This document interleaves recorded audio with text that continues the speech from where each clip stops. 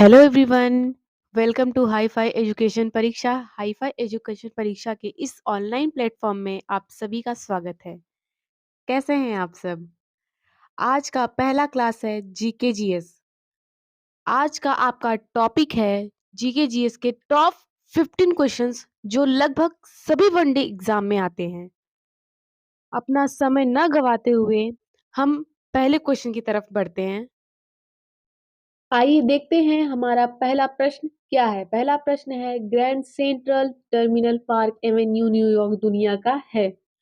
Option A सबसे बड़ा railway station, option B उच्चतम रेलवे स्टेशन, ऑप्शन सी सबसे लंबा रेलवे स्टेशन, ऑप्शन डी इनमें से कोई नहीं। तो आपका option A is right answer. सबसे बड़ा railway station grand central terminal park Avenue New York दुनिया का सबसे बड़ा रेलवे स्टेशन है। ये 19 हेक्टेयर में फैला हुआ है। यह एक दिन में 7,50,000 यात्रियों को सेवा देते हैं। आइए जानते हैं ऑप्शन सी के बारे में। सबसे लंबा रेलवे स्टेशन, सबसे लंबा रेलवे स्टेशन है Hubli railway station. Hubli railway station, Hubli railway station ये कहाँ स्थित है? ये कर्नाटका में स्थित है। दूसरा क्वेश्चन है, हिटलर पार्टी जो 1933 में सत्ता में आई कहलाती है। हिटलर की एक पार्टी थी जो 1933 में सत्ता में आई थी। उस पार्टी का नाम क्या है? उसे क्या कहते हैं? देखते हैं। Option A labour party, B Nazi दल, C Ku Klux Klan, D लोकतांत्रिक पार्टी। आपका option B is right answer. आपका ऑप्शन बी सही है। नाजी दल पार्टी, हिटलर की पार्टी जो 1933 में सत्ता में आई थी, उसे नाजी दल पार्टी कहते हैं। तो आइए देखते हैं इसकी स्थापना कब हुई थी। इसकी स्थापना हुई थी 24 फरवरी 1920 में। इसकी स्थापना, इस पार्टी की स्थापना 1920 में 24 फरवरी को हुई थी। प्रथम विश्व युद्ध के बाद यह पार्टी मतलब नाजी दल पार्टी जर्मनी में नस्लवाद और कम्युनिस्ट विरोधी आंदोलन में निहित थी। तो आइए चलते हैं तीसरे क्वेश्चन की तरफ। तीसरा क्वेश्चन क्या है आपका? गर्म पानी अभ्यारण्य स्थित है। गर्म पानी अभ्यारण्य, हिंदी के कुछ वर्ड जो होते हैं वो कठिन होते हैं। तो अभ्यारण्य, अभ्यारण्य को क्या कहते हैं? Wild life sanctuary, wild life sanctuary. तो गर्म पानी अभ्यारण्य स्थित है, कहाँ स्थित है?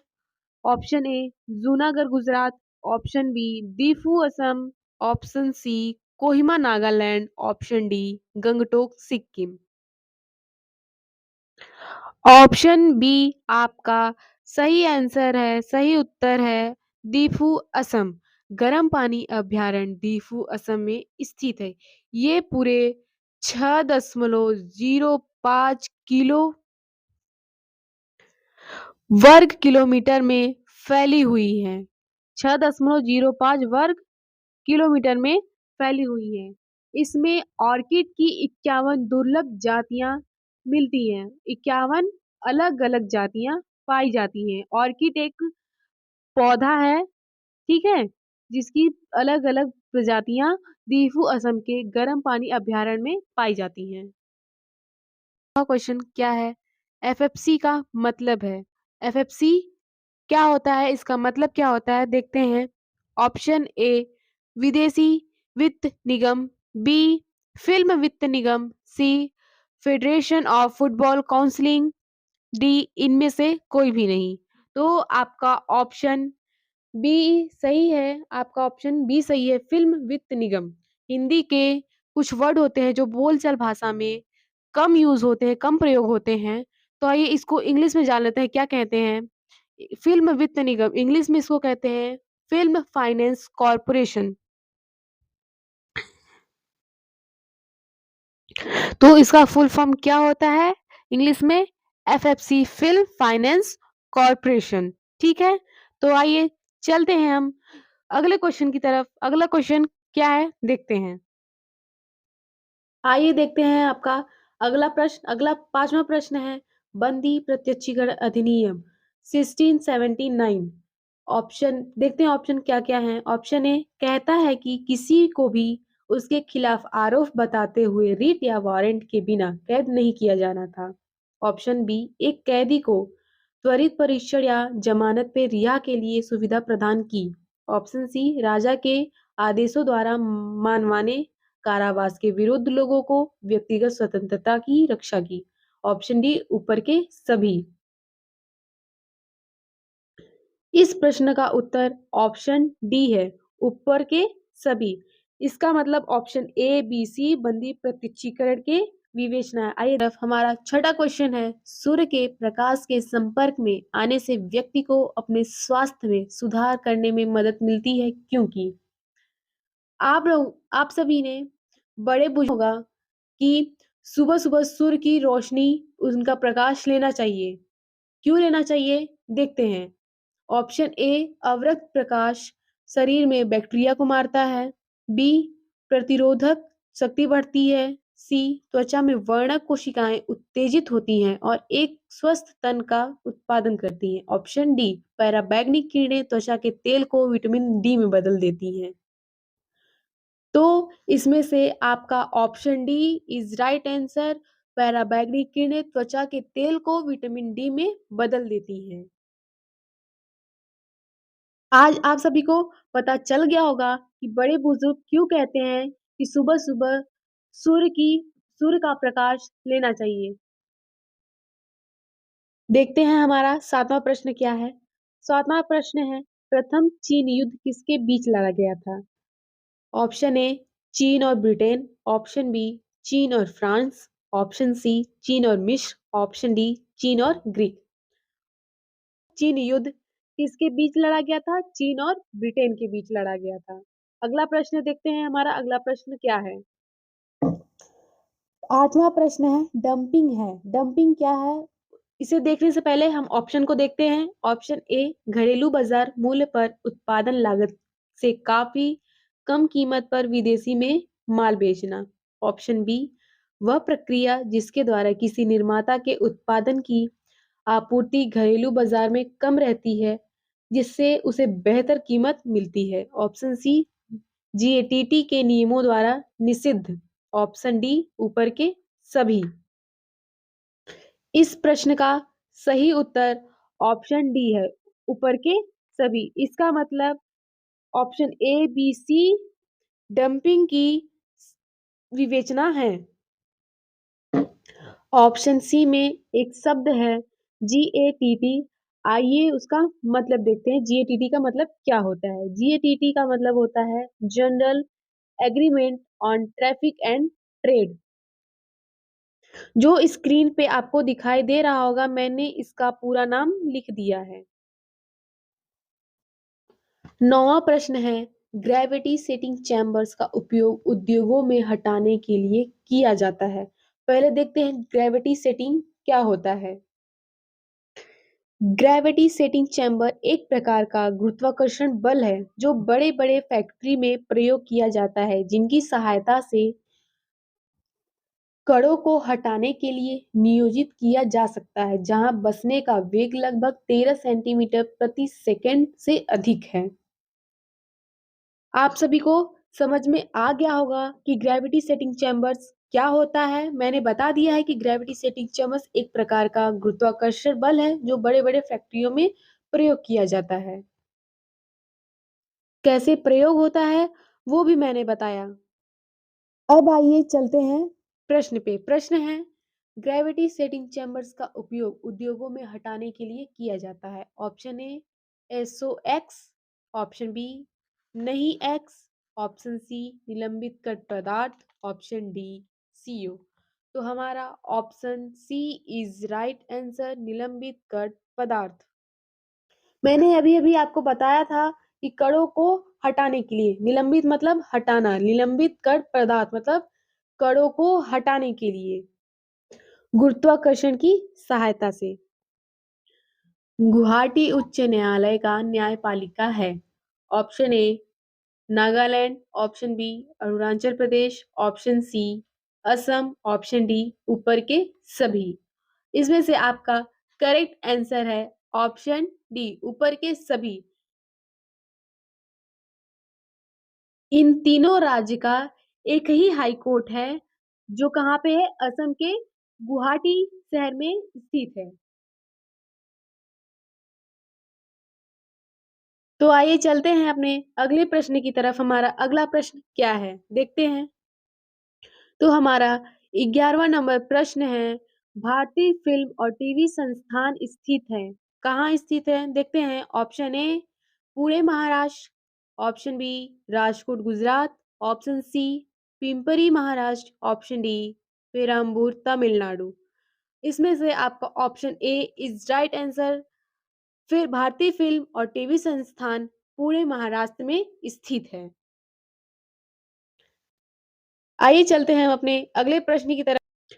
12 नंबर प्रश्न है, जॉर्जिया, उज्बेकिस्तान और तुर्कमेनिस्तान यूएनओ के सदस्य बने। इसमें पूछ रहा है कौन से सन में बने हैं, लेकिन उससे जाने से पहले हम लोग ये जानते हैं कि यूएनओ क्या होता है। यूनाइटेड नेशन ऑर्गेनाइजेशन इसका पूरा नाम है। इसका पूरा नाम यूनाइटेड नेशन ऑर्गेनाइजेशन है। इसका मोटो, इसका उद्देश्य राष्ट्रीय शांति और सुरक्षा बनाए रखना है। दुनिया का यह सबसे बड़ा अंतरराष्ट्रीय संगठन है। इसका मुख्यालय न्यूयॉर्क शहर में है। जैसा कि आपको दिख रहा होगा कि इनके महासचिव जनरल सेक्रेटरी का नाम क्या है? Antonio Guterres. हिंदी और इंग्लिश दोनों में लिखा होगा मैंने, एंटोनियो गुटेरेस। इसका जो प्रपोजल आया था वो 26 जून 1945 में आया था और इसको लागू 24 अक्टूबर 1945 में किया गया था। इस ऑर्गेनाइजेशन में टोटल 193 मेंबर ऑफ स्टेट हैं। हमने यूएनओ के बारे में जान लिया। अब इस प्रश्न को देखते हैं, जॉर्जिया, उज्बेकिस्तान और तुर्कमेनिस्तान यूएनओ के सदस्य कब बने? Option A 1991, B 1992, option C 1993, option D 1994। तो इसका करेक्ट ऑप्शन है ऑप्शन बी 1992। आइए चलते हैं हम अपने अगले क्वेश्चन की तरफ। अगला क्वेश्चन हमारा क्या है देखते हैं। हमारा अगला प्रश्न, प्रश्न नंबर 13 है, फ्रेडरिक सेंगर 2 बार नोबेल पुरस्कार के प्राप्तकर्ता हैं। पहले हम लोग ये जानते हैं कि फ्रेडरिक सेंगर कौन है। फ्रेडरिक सेंगर बायोकेमिस्ट थे और उन्होंने 2 बार नोबेल पुरस्कार केमिस्ट्री में पाया। इनका जन्म 13 अगस्त 1918 और इनकी मृत्यु 19 नवंबर 2013 में कैम्ब्रिज में हुई। अब आते हैं प्रश्न पे। प्रश्न था, फिर से दोबारा प्रश्न पढ़ लेते हैं। प्रश्न था हमारा, फ्रेडरिक सेंगर 2 बार नोबेल पुरस्कार के प्राप्तकर्ता हैं। चलिए आइए ऑप्शन देखते हैं। ऑप्शन ए 1958 और 1918 में रसायन विज्ञान, ऑप्शन बी 1956 और 1972 में भौतिकी, ऑप्शन सी 1954 में रसायन विज्ञान और 1964 में शांति, ऑप्शन डी 1903 में भौतिकी और 1911 में रसायन विज्ञान। हमने अभी अभी जाना फ्रेडरिक सेंगर एक बायोकेमिस्ट थे और ये भी देखा कि इन्होंने 2 बार रसायन विज्ञान में नोबेल पुरस्कार प्राप्त किया। तो इसका मतलब है कि option A is right answer. Option A हमारा सही आंसर है। 1958 और 1918 में रसायन विज्ञान के नोबेल पुरस्कार के प्राप्तकर्ता हैं। अब हम चलते हैं अपने अगले प्रश्न की तरफ। हमारा अगला प्रश्न है, प्रश्न 14 है, ओजोन परत प्रतिबंधित करती है। पहले जानते हैं ओजोन परत क्या होता है। वायुमंडल की एक परत है। यह परत सूर्य के उच्च आवृत्ति के पराबैंगनी प्रकाश, जिसमें 90 से लेकर 99% तक मात्रा अवशोषित करती है, जो पूरी पृथ्वी पर जीवन के लिए हानिकारक होती है। पृथ्वी के वायुमंडल का 91% से अधिक ओजोन परत यहाँ पे मौजूद है। अब हम प्रश्न में आते हैं, ये देखते हैं कौन सा ऑप्शन सही है। ऑप्शन ए दृश्य प्रकाश, ऑप्शन बी अवरत विकिरण, ऑप्शन सी एक्सरे और गामा किरणें, ऑप्शन डी पैराबैंगनी किरणें। तो हमारा option D is right answer. Option D सही है, पराबैंगनी किरणें। तो आइए चलते हैं अपने अगले क्वेश्चन की तरफ। हमारा अगला क्वेश्चन क्या है देखते हैं। हमारा अगला प्रश्न है प्रश्न 15, गोवा शिपयार्ड लिमिटेड जीएसएल में स्थापित किया गया था। जीएसएल मतलब गोवा शिपयार्ड लिमिटेड। ये जहाजों के डिजाइन, विकास, निर्माण, मरम्मत, परीक्षण क्षेत्र में विभिन्न ग्राहकों के लिए सहायक होते हैं। इसलिए देखते हैं इसका option. Option A 1958, option B 1967, option C 1956, option D 1955। हमारा option B is right option. Option B 1957 is right answer. Goa shipyard limited GSL में 1957 में स्थापित किया गया था। आज का प्रश्न यहीं पे समाप्त होता है। आज का ये महत्वपूर्ण प्रश्न आपको टेलीग्राम चैनल पे मिल जाएगा, जिसका लिंक इस वीडियो के डिस्क्रिप्शन बॉक्स में मिलेगा आपको। हाई फाई एजुकेशन परीक्षा को इतना स्नेह और सम्मान देने के लिए आप सभी का धन्यवाद। कल फिर मिलते हैं ऐसे ही महत्वपूर्ण प्रश्नों के साथ।